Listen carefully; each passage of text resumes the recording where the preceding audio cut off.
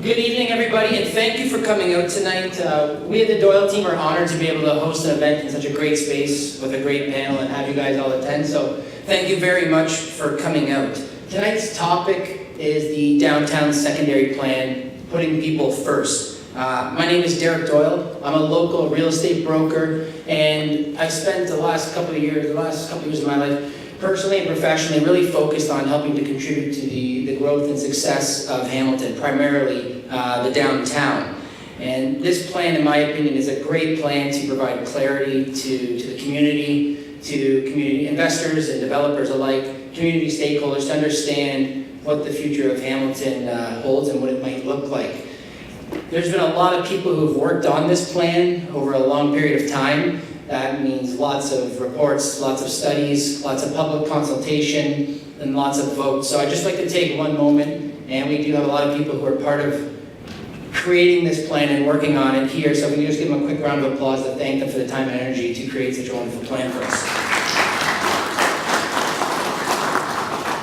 We have a superstar panel with us this evening, and we're going to introduce them shortly. But what I'd like to do, for those who might not be fully aware of all the components of the Downtown Secondary Plan, is I'd like to give you just a quick overview of some of the major components that sort of outline the Downtown Secondary Plan.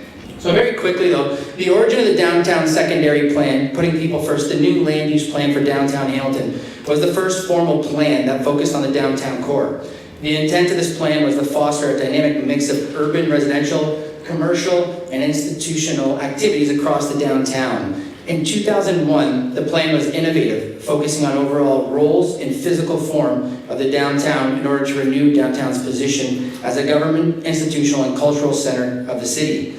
Downtown Hamilton has undergone considerable change since the plan's adoption in 2001. The industrial infrastructure of departed manufacturing uses and original commercial fabric of the downtown is beginning to house an influx of new residents, business, and professionals. Signs of the downtown's cultural and economic revival are increasingly evident.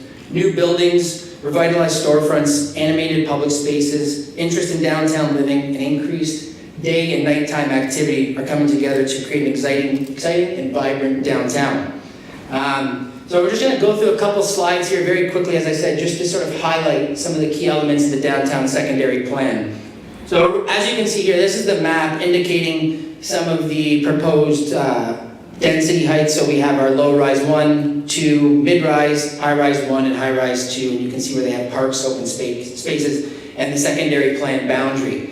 So the planned boundaries encompass Victoria Street to the east, Queen Street to the west, Hunter Street to the south, and Cannon Street to the north. And then we have the GO station corridors both on the north and south end of James Street.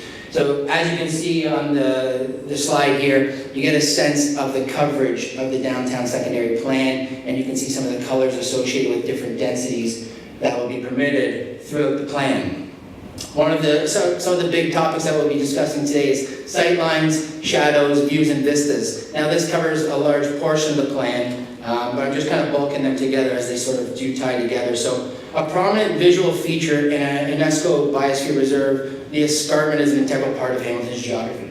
Naturally, we can see that from downtown, and as we look up, and we can also see it when we're on the mountain looking down. So the escarpment is extremely important to the city of Hamilton for many reasons, and having those sightlines are important. Shadows relate to building height and how they impact public spaces, and the views and vistas associated with our community and the escarpment at large. Affordable housing, it's a huge conversation in the city as our real estate prices continue to increase and as our city changes. And part of this plan is to ensure that it is inclusive and everyone has a space in the downtown core. So we're going to be talking about that as well today. Building height and zoning. So building height has changed quite dramatically. We have certain areas where you might have had a 8-story designation, and now we're talking about 30 stories as an opportunity on some of these sites. And with that comes a change of zoning and all the different functionalities that operate within some of these areas of the city. So again, we'll be discussing that today as part of our panel. Section 37, or bonusing or density bonusing, refers to including community benefits in the development that might permit additional height through the development if we can incorporate certain elements that benefit our community at large.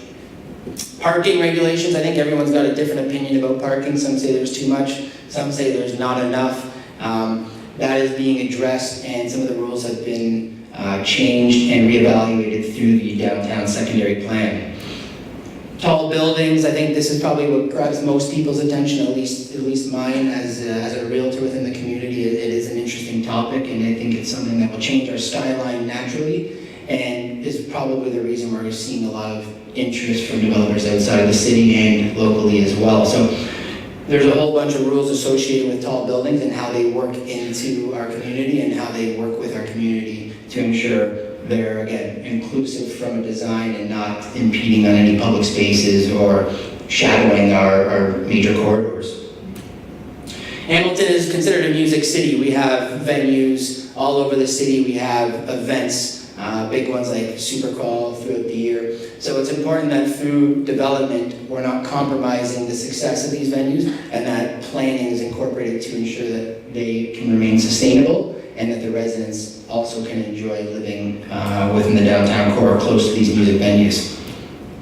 Built heritage. One of the things I really love about our city is seeing the built heritage and how it's being incorporated into new developments, and how they're reusing some of the old spaces. We're seeing that time and time again, whether that be King William or some of the plans with the Cannon Knitting Mills and some of the success with the textile buildings and the cotton factory and so on. Taking old industrial buildings that were part of our history, repurposing them and bringing people back into those spaces is exciting to see, and the downtown secondary plan addresses that to ensure that they do remain and get used properly. Inclusionary zoning. So we have talked about this, and as I said, it's part of the affordable housing plan, but inclusionary zoning just to make sure that everybody has an opportunity to live, work, play, and enjoy our downtown core. Transportation is an ongoing conversation, big one right now being LRT. I was at a panel the other evening talking about multimodal transportation and the benefits, not just economically, but also from a health perspective. So the downtown secondary plan addresses transportation and how that's going to work with our downtown, with our sidewalks, with our parks, and how do we create multimodal transportation throughout our city so that everybody has an opportunity to enjoy that.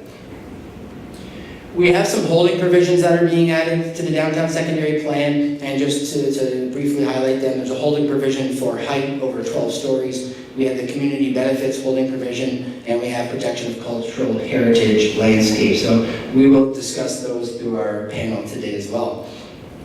And before we do jump into the panel, I would like to take an opportunity to call on Jason Farr, our Ward 2 councillor, who has been instrumental in seeing this plan through and ensuring that it is inclusive, sustainable, and positioned to help Hamilton move forward with all the success that we have been experiencing. So, Jason, if you'd like to introduce the panel.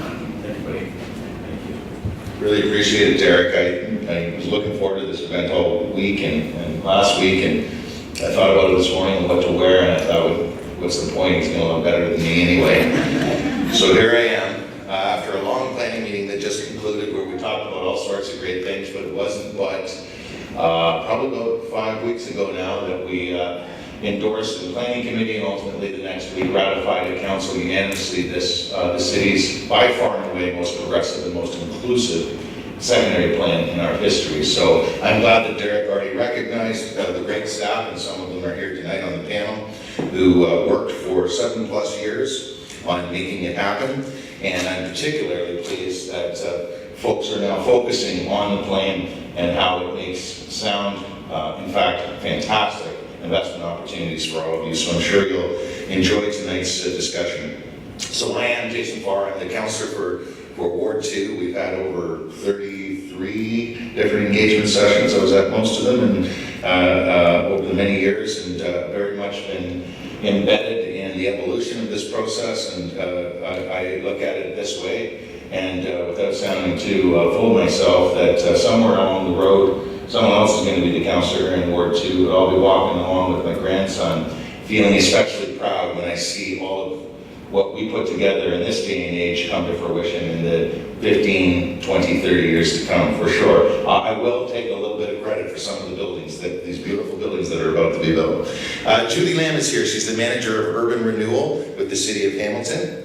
We have Shannon McKee, who, along with Alyssa Mahood, sitting next to one another here. Alyssa, Shannon, made a wonderful presentation for many hours at Planning Committee not too many weeks ago. Shannon is the senior planner with Community Planning of the City of Hamilton, and Alyssa, the senior project manager of Community Planning and GIS with the City of Hamilton. Also here is John Goodwin. He's from MTE Consultants, and Rick Lintek is one of the award-winning architects locally and does work everywhere.